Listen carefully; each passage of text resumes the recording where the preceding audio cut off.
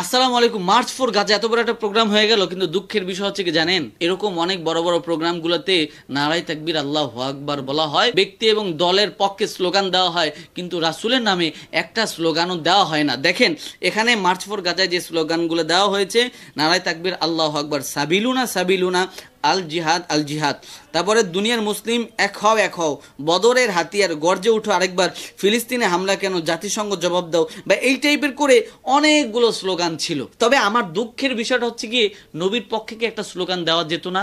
নবীর যেই নবীর উম্মত আমরা দাবি করি, আমাদের স্লোগানে যদি নবীর স্লোগান না থাকে, তাহলে সেই স্লোগান কিভাবে, আমাদের সেই প্রোগ্রাম কিভাবে আল্লাহর কাছে কবুল হবে? আমরা কিভাবে মাজলুমের পক্ষে দাঁড়াইতে পারবো? আসলে আমাদের ভুল হচ্ছে। আমাদের প্রত্যেকটা স্লোগানের মধ্যে আল্লাহর পরে নবীজির স্লোগান থাকতে হবে। আরে ভাই, আপনি বলতে চাচ্ছেন যে শুধু তাকবীর হবে আল্লাহর নামে, তাকবীর তো আল্লাহর নামেই দিচ্ছি আমরা, কিন্তু নবীর স্লোগানটা সকল দলের ব্যক্তির আগে থাকতে হবে।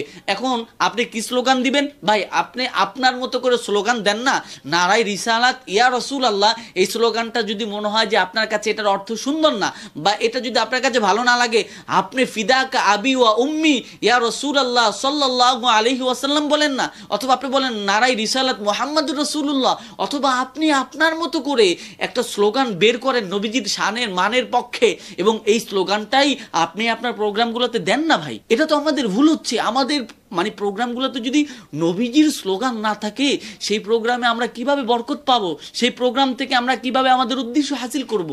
এটা কিন্তু গুরুত্বপূর্ণ বিষয়। এবং সুন্নিরা যেভাবে স্লোগান দেয়, আপনি যদি সেভাবে স্লোগান না দিতে না চান, তাহলে আপনার মতো করে আপনি দেন। যেমন জামাতের ভাইরা একটা স্লোগান দেয় যে আমার নেতা তোমার নেতা বিশ্বনবী মোস্তফা সাল্লাল্লাহু আলাইহি ওয়াসাল্লাম। আমি কিন্তু মোটামুটিভাবে তাদের এই স্লোগানকে সমর্থন করি, যে অন্তত তারা নবীর নবীর নামটা তাদের স্লোগানের মধ্যে রাখে। সুতরাং বাংলাদেশে ভাই কানা হয়ে যায় না, যেখানে আল্লাহ নবীজির নাম কালেমার মধ্যে বলে দিছে লা ইলাহা ইল্লাল্লাহ মুহাম্মাদুর রাসূলুল্লাহ, যেখানে আল্লাহ নিজে নবীজির প্রতি দুরূদ পড়ে, নিজের প্রশংসা করে, কোরআনে নবীজির নাম, কালেমায় নবীজির নাম, নামাজে নবীজির নাম, সব জায়গায় নবীজির নাম আল্লাহ দিয়েছেন। আর আমরা বেশি ইমানদার দেখাইতে গিয়ে আল্লাহর পরে নবীজির নামটা নিতে চাই না। আমাদের নাকি বেদাত হয়ে যাবে, এটার মধ্যে নাকি গুনাহ হয়ে যাবে। এগুলো ছাড়েন ভাই, এগুলো আমাদের ভুল। এই ভুল থেকে আমাদের ফিরতে হবে এবং রাসূলের দামানকে আমাদের পরিপূর্ণভাবে আঁকড়ে ধরতে হবে। কে কি বললো, কে কিভাবে করলো, এটা দেখার বিষয় না। আমি করব, আমি আমার মতো করে করব, যেটা সহিহ, যেটা শুদ্ধ, আমরা সেভাবে করার চেষ্টা করব।